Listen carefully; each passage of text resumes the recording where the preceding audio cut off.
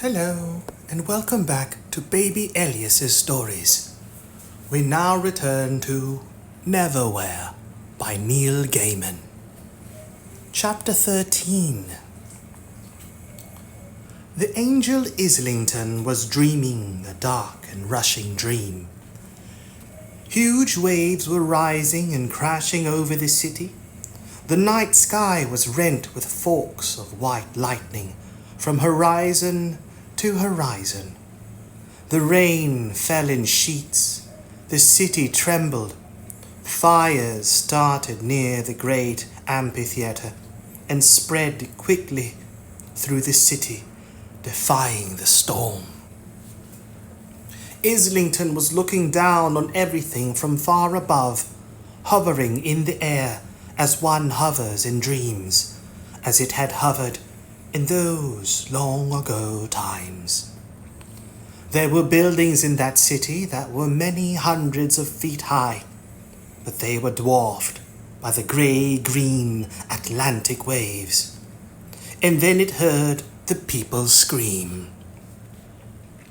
There were 4 million people in Atlantis, and in its dream, Islington heard each and every one of their voices, clearly and distinctly, as, one by one, they screamed and choked, and burned, and drowned, and died. The waves swallowed the city, and at length the storm subsided. When dawn broke, there was nothing to indicate there had ever been a city there at all, let alone an island twice the size of Greece. Nothing of Atlantis remained but the water-bloated bodies of children, of women, and of men floating on the cold morning waves. Bodies the seagulls, grey and white, were already beginning to pick with their cruel beaks. And Islington woke. It was standing in the octagon of iron pillars, beside the great black door made of flint and tarnished silver. It touched the cold smoothness of the flint, the chill of the metal. It touched the table. It ran its finger lightly along the walls. Then it walked through chambers of its hall, one after another, touching things as if to reassure itself of their existence, to convince itself it was here. And now. It followed patterns as it walked, smooth channels its bare feet had worn, over the centuries in the rock. It stopped when it reached the rock pool, kneeling down and letting its fingers touch the cold water. There was a ripple in the water which began with its fingertips and echoed out to the edges. The reflections in the pool of the angel itself and the candle flames that framed it shimmered and transformed. It was looking into a cellar. The angel concentrated for a moment. It could hear a telephone ring somewhere in the distance. Mr. Croup walked over to the telephone and picked up the receiver. He looked rather pleased with himself. "Croup and Vandermeer," he barked. "Eyes gouged, nose twisted, tongues pierced, chins cleft, throats slit." "Mr. Croup," said the angel, "they now have the key. I want the girl called Door kept safe on her journey back to me." "Safe?" repeated Mr. Croup, unimpressed. "Right. We'll keep her safe. What a marvelous idea. Such originality. Positively astounding. Most people would be content with hiring assassins for executions, sly killings, vile murders even. Only you, sir, would hire the 2 finest cutthroats in the whole of space and time, and then ask them to ensure a little girl remains unharmed. See that she is, Mr. Croup. Nothing is to hurt her. Permit her to be harmed in any way, and you will displease me deeply. Do you understand? Yes. Croup shifted uncomfortably. Is there anything else? Asked Islington. Yes, sir. Croup coughed into his hand. Do you remember the Marquise de Carabas? Of course. I take it that there is no such similar prohibition on extirpating the Marquise? Not any longer, said the angel. Just protect the girl. It removed its hand from the water. The reflection was now merely candle flames and an angel of astonishing, perfectly androgynous beauty. The angel Islington stood up and returned to its inner chambers to await its eventual visitors. What did he say? Asked Mr. Vandermeer. He said, Mr. Vandermeer, that we should feel free to do whatsoever we wished to the Marquise. Vandermeer nodded. Did that include killing him painfully? He asked, a little pedantically. Yes, Mr. Vandermeer, I would say, on reflection, it did. That's good, Mr. Croup. Wouldn't like another telling off. He looked at the bloody thing hanging above them. Better get rid of the body then. One of the front wheels on the supermarket shopping cart squeaked, and it had a pronounced tendency to pull to the left.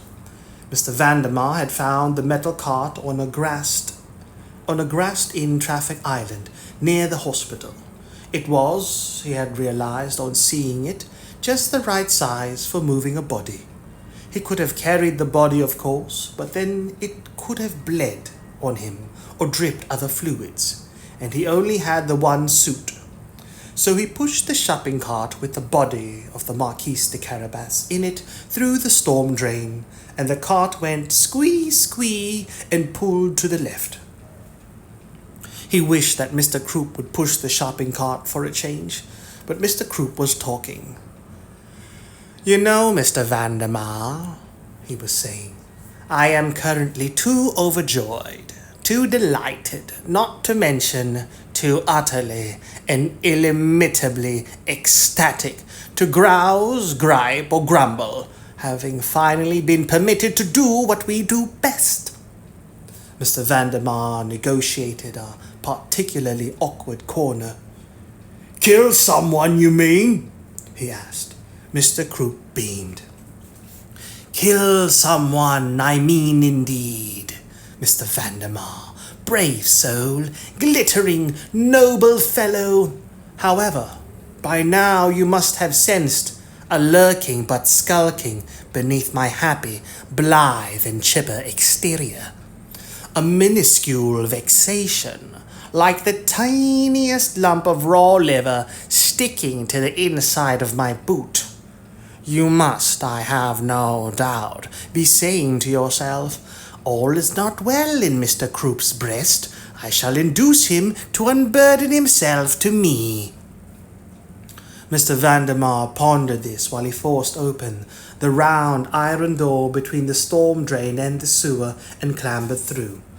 Then he manhandled the wire cart with the Marquise de Carabas's body through the doorway, and then, more or less certain that he had been thinking nothing of the sort, he said, No. Mr. Croup ignored this and continued.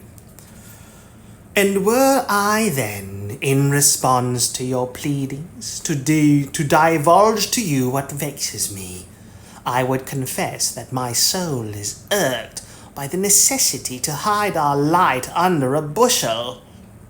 We should be hanging the former Marquise's sad remains from the highest gibbet in London below, not tossing it away like a used... He paused, searching for the exact simile. Rat? Suggested Mr. Vandermeer. Thumbscrew? Spleen? Squee, squee went the wheels of the shopping cart. "Ah, well," said Mr. Croup. In front of them was a deep channel of brown water. Drifting on the water's surface were off-white suds of foam, used condoms, and occasional fragments of toilet paper. Mr. Vandermeer stopped the shopping cart. Mr. Croup leaned down and picked up the Marquise's head by the hair, hissing into its dead ear. "The sooner this business is over and done with, the happier I'll be.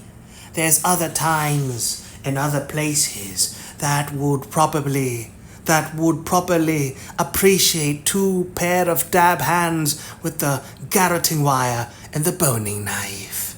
Then he stood up. "Good night, good Marquise. Don't forget to write." Mr. Vandermeer tipped over the cart, and the Marquise's corpse tumbled out and splashed into the brown water below them.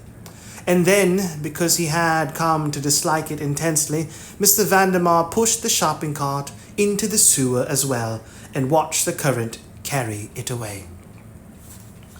Then Mr. Croup held his lamp up high, and he stared out at the place in which they stood. "It is saddening to reflect," said Mr. Croup, "that there are folk walking the streets above who will never know the beauty of these sewers, Mr. Vandermeer. These red brick cathedrals beneath their feet."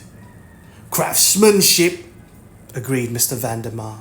They turned their backs on the brown water and made their way back into the tunnels. "With cities as with people, Mr. Vandermeer," said Mr. Croup fastidiously, "the condition of the bowels is all important." Dor tied the key around her neck with a piece of string that she found in one of the pockets of her leather jacket. "That's not going to be safe," said Richard.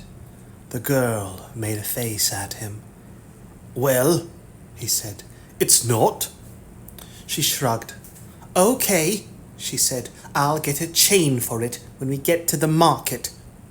They were walking through a maze of caves, deep tunnels, hacked from the limestone that seemed almost prehistoric. Richard chuckled. "What's so funny?" Dor asked. He grinned. "I was just thinking of the expression on the Marquise's face when we tell him we got the key from the friars without his help. I'm sure he'll have something sardonic to say about it," she said. "And then back to the angel, by the long and dangerous way, whatever that is."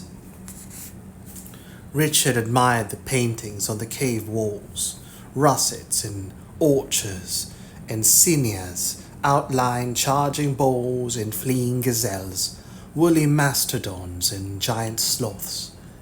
He imagined that the paintings had to be thousands of years old, but then they turned a corner and he noticed that in the same style there were lorries, house cats, cars, and markedly inferior to the other images. And as if only glimpsed infrequently, and from a long way away, airplanes.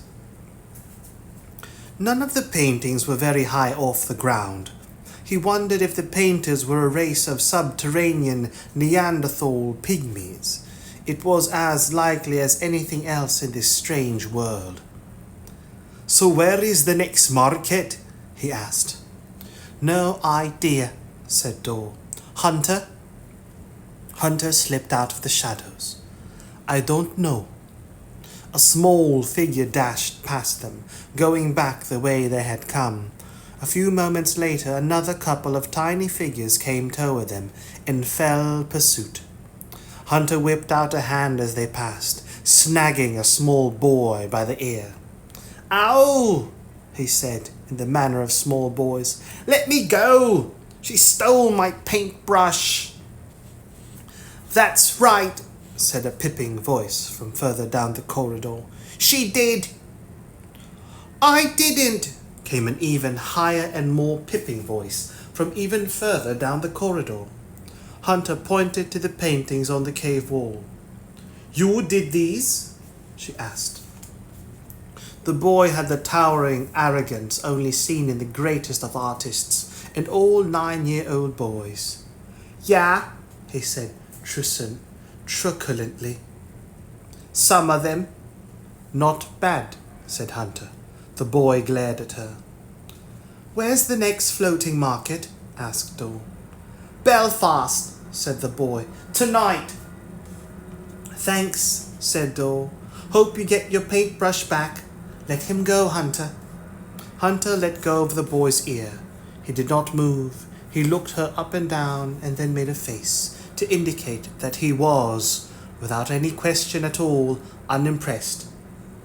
Yo, Hunter? He asked. She smiled down at him modestly. He sniffed. You're the best bodyguard in the underside. So they tell me. The boy reached one hand back and forward again in one smooth movement. He stopped, puzzled, and opened his hand, examined his palm. Then he looked up at Hunter, confused. Hunter opened her hand to reveal a small switchblade with a wicked edge. She held it up, out of the boy's reach. He wrinkled his nose. How'd you do that? Scram, said Hunter. She closed the knife and tossed it back to the boy, who took off down the corridor without a backward glance in pursuit of his paintbrush. The body of the Marquise de Carabas drifted east, through the deep sewer face down. London's sewers had begun their lives as rivers and streams, flowing north to south, and south of the Thames, south to north, carrying garbage, animal carcasses, and the contents of chamber pots into the Thames, which would, for the most part, carry the offending substances out to sea. This system had more or less worked for many years, until in 1858 the enormous volume of effluent produced by the people and industries of London, combined with a rather hot summer, produced a phenomenon known at the time as the Great Stink. The Thames itself had become an open sewer. People who could leave London left it. The ones who stayed wrapped cloths doused in carbolic around their faces and tried not to breathe through their noses. Parliament was forced to recess early in 1858, and the following year it ordered that a program of sewer building begin. The thousands of miles of sewers that were built were constructed with a gentle slope from the west to the east. And somewhere beyond Greenwich, they were pumped into the Thames estuary, and the sewage was swept off into the North Sea. It was this journey that the body of the late Marquise de Carabas was making, travelling west to east, toward the sunrise and the sewage works. Rats on a high brick ledge, doing the things that rats do when no people are watching, saw the body go by. The largest of them, a big black male, chittered. A smaller brown female chittered back. Then she leapt down from the ledge onto the Marquise's back and rode it down the sewer a little way, sniffing at the air, sniffing at the hair and the coat, tasting the blood, and then precariously leaning over and scrutinizing what could be seen of the face. She hopped off the head into the filthy water and swam industriously to the side, where she clambered up the slippery brickwork. She hurried back along the beam and rejoined her companions. Belfast? Asked Richard. Dole smiled impishly and would say nothing more than, You'll see, when he pressed her about it. He changed his tack. How do you know that kid was telling you the truth about the market? He asked. It's not something anyone down here ever lies about. I don't think we can lie about it. She paused. The market's special.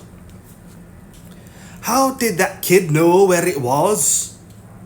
Someone told him, said Hunter. Richard brooded on this for a moment. How did they know? Someone told them, explained Dole. But, He wondered who chose the locations in the first place, how the knowledge was spread, trying to frame the question in such a way that he did not sound stupid. A rich female voice asked from the darkness, "Hiss, any idea when the next market is?" She stepped into the light. She wore silvery jewelry, and her dark hair was perfectly coiffed. She was very pale, and her long dress was jet black velvet. Richard knew immediately that he had seen her before, but it took him a few moments to place her. The first floating market, that was it, in Harrods. She had smiled at him. "Tonight," said Hunter. "Belfast." "Thank you," said the woman. She had the most amazing eyes, thought Richard. They were the colour of foxgloves. "I'll see you there," she said, and she looked at Richard as she said it. Then she looked away, a little shyly. She stepped into the shadows, and she was gone. "Who was that?" asked Richard. "They call themselves Velvets," said Dor. "They sleep down here during the day, and walk the upworld at night." "Are they dangerous?" asked Richard. "Everybody's dangerous," said Hunter. "Look," said Richard, "going back to the market. Who decides where it gets held and when? And how do the first people find out where it's being held?" Hunter shrugged. "Door?" he asked. "I never thought about it." They turned a corner. Dor held up her lamp. "Not bad at all," said Dor. "And fast, too," said Hunter. She touched the painting on the rock wall with her fingertip. The paint was still wet. It was a painting of Hunter and Dor and Richard. It was not flattering. The black rat entered the lair of the golden deferentially. The black rat entered the lair of the golden deferentially, his head lowered, ears back. He crawled forward, squealing and chittering. The golden had made their lair in a pile of bones. This pile of bones had once belonged to a woolly mammoth, back in the cold times when the great hairy beasts walked across the snowy tundra of the south of England as if, in the opinion of the golden, they owned the place. This particular mammoth, at least, had been disabused of that idea rather thoroughly and quite terminally by the golden. The black rat made its obeisance at the base of the bone pile. Then he lay on his back with his throat exposed, closed his eyes and waited. After a while, a chittering from above told him that he could roll over. One of the golden crawled out of the mammoth's skull, on top of the heap of bones. It crawled along the old ivory tusk, a golden furred rat with copper-colored eyes, the size of a large house cat. The black rat spoke. The golden thought briefly and chattered an order. The black rat rolled on his back, exposing his throat again for a moment. Then a twist and a wriggle, and he was on his way.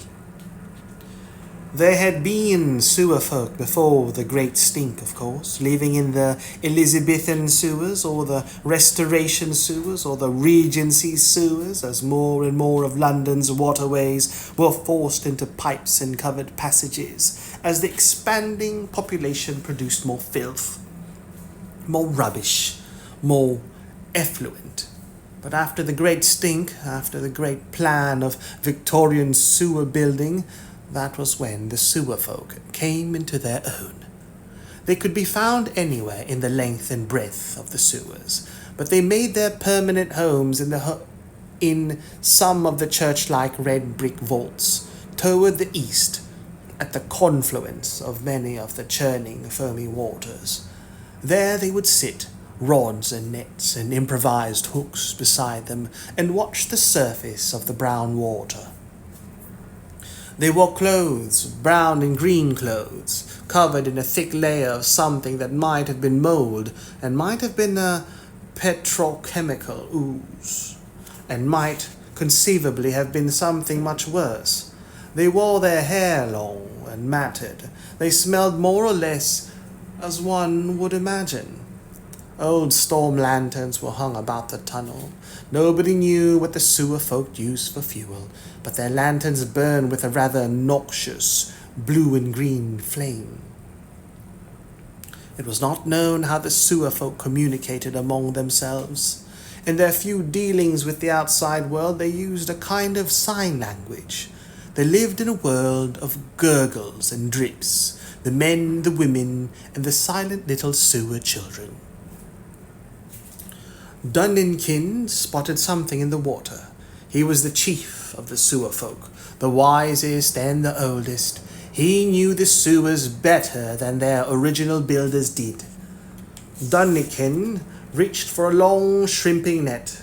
One practiced hand movement, and he was fishing out a rather bedraggled mobile telephone from the water. He walked over to a small heap of rubbish in the corner and put the telephone down with the rest of their haul.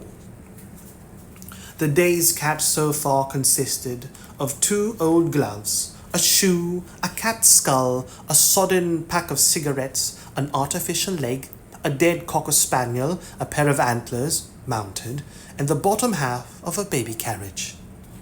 It had not been a good day, and tonight was a market night, in the open air, so Dunnikin kept his eyes on the water. You never knew what would turn up. Old Bailey was hanging his wash out to dry. Blankets and sheets fluttered and blew in the wind on the top of Center Point. The ugly and distinctive 60s skyscraper that marks the eastern end of Oxford Street, far above Tottenham Court Road Station. Old Bailey did not care very much for Center Point itself, but, as he'd often tell the birds, the view from the top was without compare.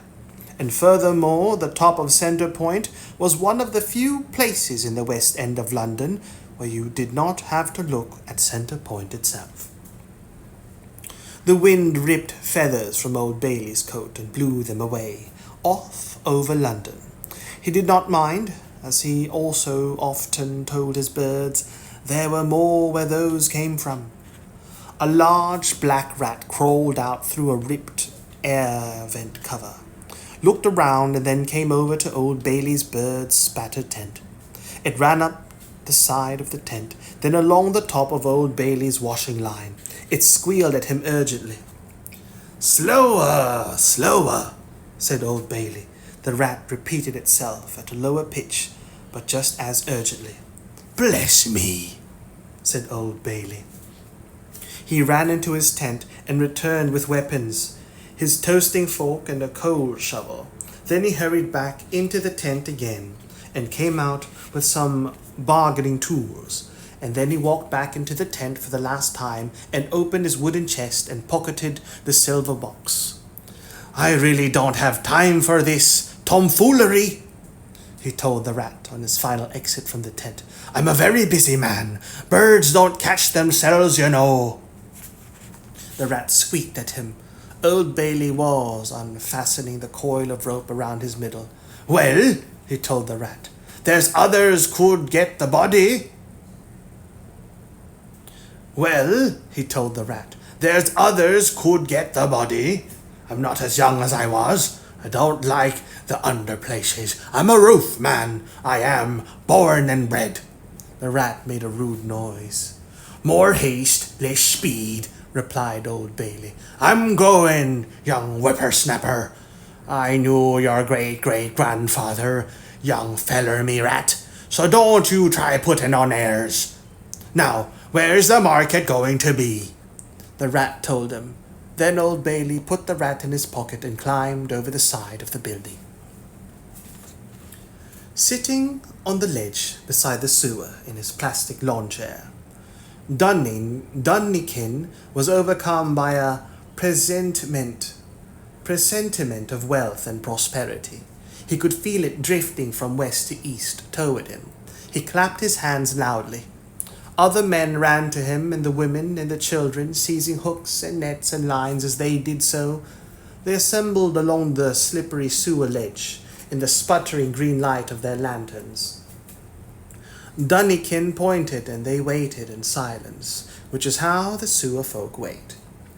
The body of the Marquis de Carabas came floating, face down, along the sewer, the current carrying him as slow and stately as a funeral barge. They pulled it in with their hooks and their nets in silence, and soon had it up on the ledge. They removed the coat, the boots, the gold pocket watch, and the contents of the coat pockets, although they left the rest of the clothes on the corpse. Dunnikin beamed at the loot. He clapped again, and the sewer folk began to ready themselves for the market. Now they truly had something of value to sell. "Are you sure the Marquis will be at the market?" Richard asked Dole as the path began slowly to climb. "He won't let us down," she said, as confidently as she could. "I'm sure he'll be there."